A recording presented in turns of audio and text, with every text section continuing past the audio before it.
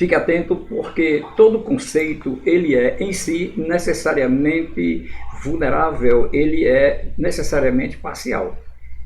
Todo conceito ele apresenta vulnerabilidades que são exploradas pelas bancas na hora da prova.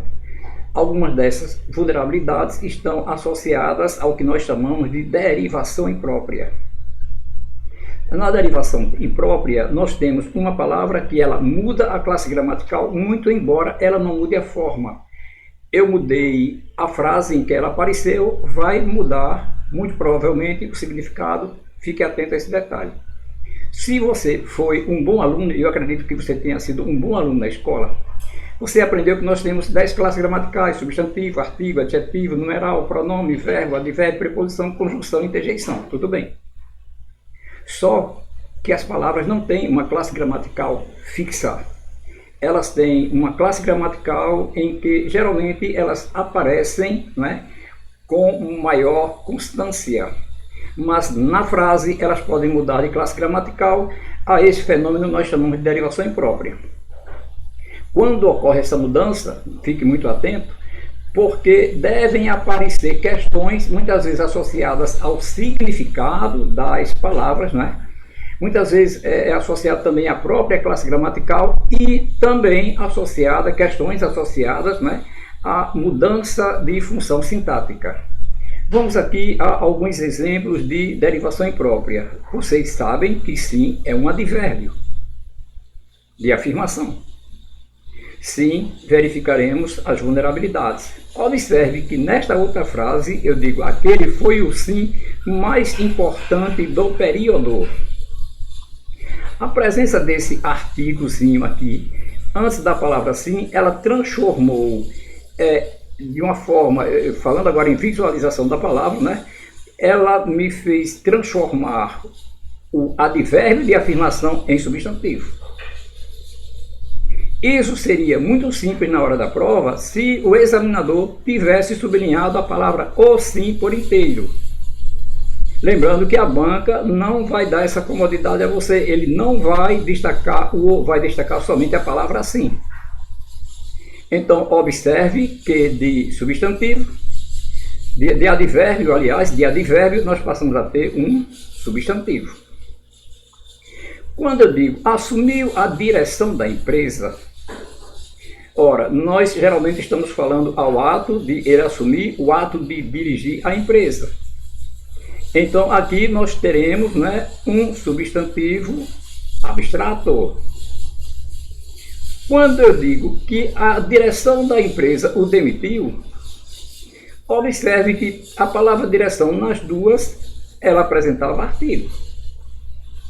Só que quando eu digo agora a direção da empresa o contratou, eu não estou me referindo direção no sentido do ato de dirigir, mas eu estou me referindo, né, a um grupo de pessoas que vão dirigir essa empresa. Então, observe que de substantivo abstrato, ao mudar a estrutura da frase, eu passei a ter um substantivo concreto. Quando era o ato de dirigir, eu já vou lembrar a vocês isso em um outro momento, é muito importante, no caso, é a formulação dessas duas frases.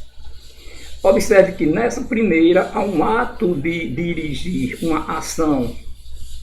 Então, nós temos, né, um substantivo abstrato e, sintaticamente, a gente vai perceber, né, que aqui esse da empresa é um complemento nominal. Essa ideia não é para agora, depois nós vamos trabalhar essa ideia desse da empresa aqui sendo complemento nominal. Quando eu deixei de me referir ao ato de dirigir, observe que direção agora não indica a ação, mas a um grupo, né? É o nome com o qual eu estou denominando o grupo de pessoas. Esse substantivo que era abstrato passou a ser concreto. Esse da empresa é só uma especificação da direção, então ele é adjunta nominal. Mas observe, eu tive uma mudança de complemento nominal para adjunta nominal. A colocação desse E maiúsculo não é relevante, na verdade os dois Es estariam melhor se estivessem minúsculos. Então não há nenhuma diferença visual.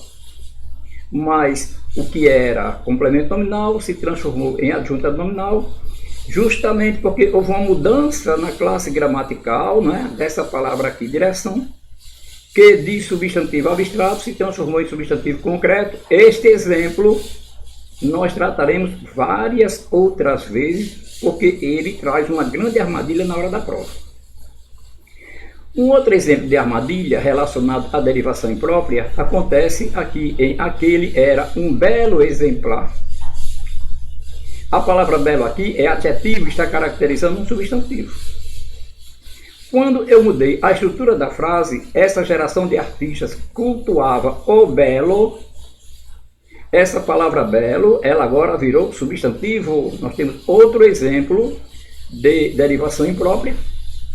Então eu quero chamar a atenção para que na hora da prova, armadilhas relacionadas a palavras que podem sofrer mudança de classe gramatical, não é? Elas não venham estragar a sua chance de aprovação. Então, nós lhe apresentamos, né, um tipo de vulnerabilidade que pode aparecer na prova, chamamos a atenção sobre isso aí. Muito importante você, hoje, dominar esse conceito de derivação imprópria, sempre lembrando que todo conceito, por melhor que ele seja, ele sempre será relativo. Por isso, o bom concurseiro nunca diz assim: o meu professor me ensinou, eu aprendi. O bom concurseiro, ele diz assim: eu vou trabalhar com o meu professor para descobrir as armadilhas ou a relatividade dos conceitos que me foram apresentados. Porque esses conceitos, eles poderão se constituir em um obstáculo para a minha aprovação. Até o nosso próximo encontro. Deem uma olhadinha em derivação imprópria, porque ainda hoje nós voltaremos a trabalhar outros conceitos.